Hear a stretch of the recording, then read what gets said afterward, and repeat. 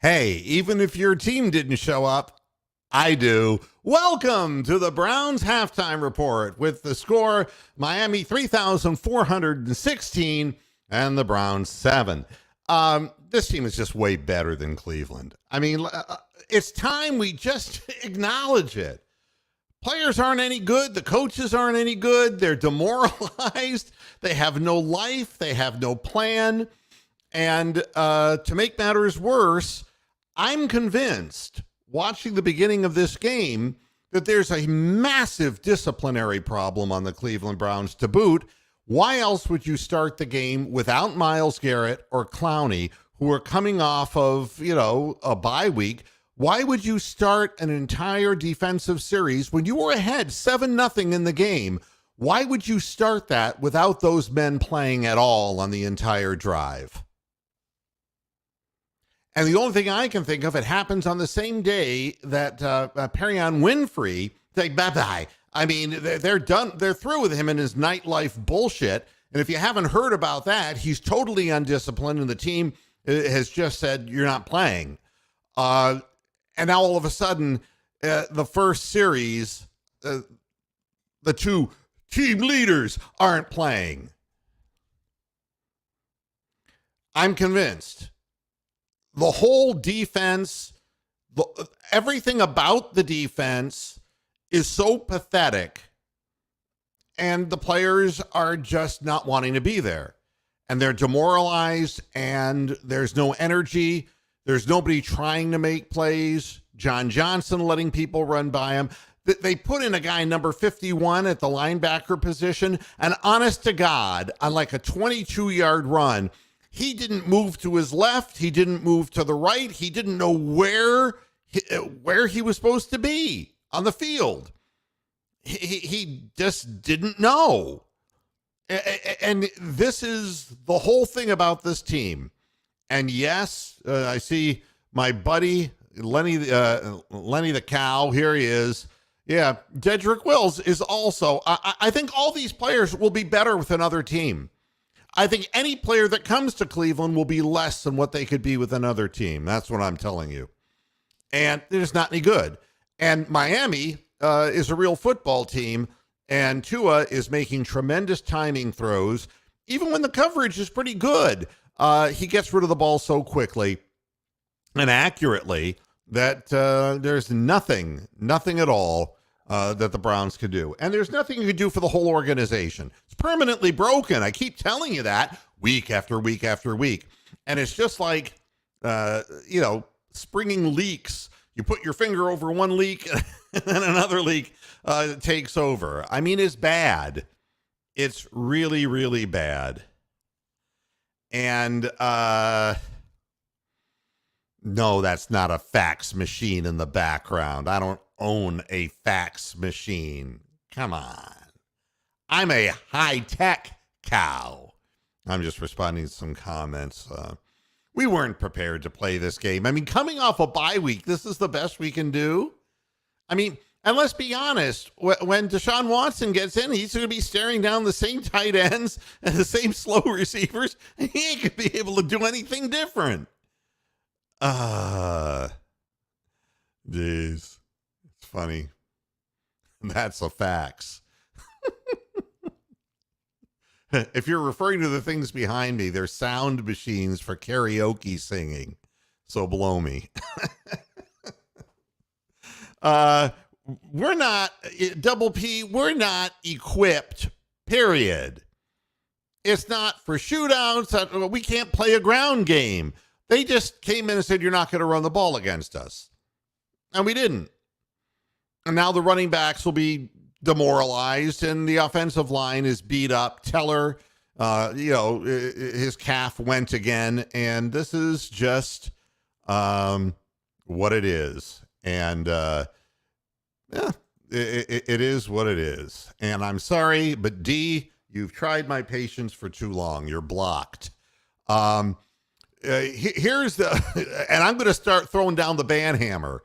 If you have something to say about the football game, that's what we're here for. If you want to say things about me personally, go somewhere else. How's that? Any thoughts on Chubb? I think that they're just the Browns organization can beat anyone down, and you can see by the opening drive they were selling out, making sure that the run wasn't going to happen. In fact, when we were going to sneak and Stefanski choked and called the timeout, even though we ended up getting the first down, they were offsides, but you could see that the middle linebacker was running toward the line of scrimmage exactly where the sneak was going to happen. So they're prepared, doing what they're supposed to be doing. You know, yeah, it's just we're outgunned, we're outmanned. Pittsburgh and Cleveland are the two worst teams in our division, or excuse me, in our conference, on our division, right? And as far as the conference is concerned, everything is stacked up in the East pretty strong. And then you have Baltimore and secondarily Cincinnati. But the talent level on this Cleveland team is better than what the record would suggest. But there's so many bad things going on. Thanks, Lenny. I always can count on a cow to help out another cow. Yeah, I've been working on the Boris Badenoff look. Yeah. And it's more than just one thing. There's something just culturally astray in the organization. And now, I know better than this, okay? I think Wills and Conklin are much better players than what they're showing, but they've been dragged down after a couple of years in this organization. If they go someplace else, I guarantee you they'll be much better football players. There's something really wrong, something in the water, so to speak. But until there's an explanation as why our two defensive ends were not on the field with a 7-0 lead in the first defensive possession, their first offensive possession of a game coming off a bye week, until I have an explanation for that, I'm just going to assume that this was disciplinary. And I think players have just fallen off the wagon and they are going every which way. And from what I can see, nobody knows their gaps. There's no gap integrity whatsoever. Nobody even knows what they're supposed to be doing. And that's what we prepared an off week for. So Joe Woods has to go, but it's so much more than that. The organization has to go. I mean, or the fans have to go. Or if the fans like to bitch and piss and moan, then they can stay. But the team isn't going to get better. It just doesn't make sense. That's just what it comes down to. And this pretty well covers the whole thing. It just doesn't make sense. You look at the statistics from the football game, and what does the Browns defense do well? Tua has an 143.6 quarterback rating. He's completed 14 of 17 for 148 yards. He's on pace for a 300-yard game in essence. Brissett has done what Brissett can do. But now the penalties started coming in at the end of the first half. And so, the entire second half will be totally muddied with penalties and holding calls against the Browns, because the Browns, once they fall behind 24-7, which will happen after the first possession, they're going to have to throw the ball every time, and you know what happens. And the holding calls, they go backwards, the turnovers, and God knows what else. Nick Chubb has not run the ball. Kareem Hunt hasn't run the ball. The whole team hasn't run the ball.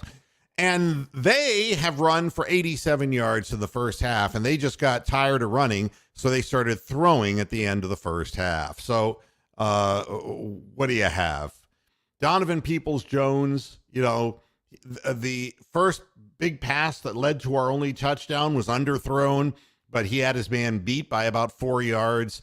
Amari Cooper has 2 receptions along with DPJ. Harrison Bryant, his usual 5 yards in a cloud of dust. There's nothing out on the field that is going to really threaten anybody. And you stop the run, you stop the Browns. It's really just that simple. But the real thing that we won't ever understand, and I won't ever understand either, is the turmoil within this organization, the bad attitude that players develop. One generation of Browns rosters after another, they just develop the worst attitudes that you can imagine. They don't want to play for this team. And, you know, I don't know what to tell anybody. I'm just waiting for the Cavaliers to come on at 6 o'clock. I'm fulfilling a 19-year obligation here. But there is no analysis. They're just a better football team, and they care about what they're doing. They're flying to the ball. They're hitting harder. And the Browns defenders are running away from the plays, standing still, and it's like they have cement boots on. It's really embarrassing, just really embarrassing. And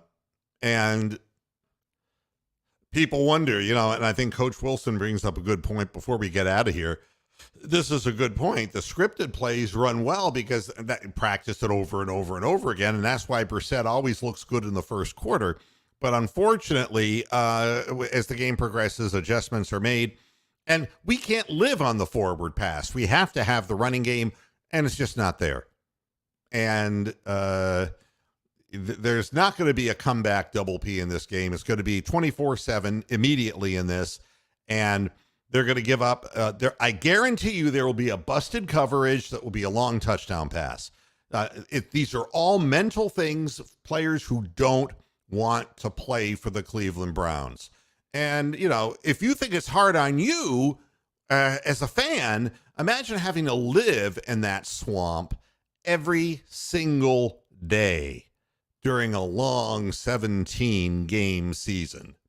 That's it for the halftime show. I'll be back after the game to piss and moan some more and to tell you how bad the final score was. Thanks for tuning in. And until after the game, hasta la vista, Pastor Hedge. Try to enjoy the second half. Bye-bye.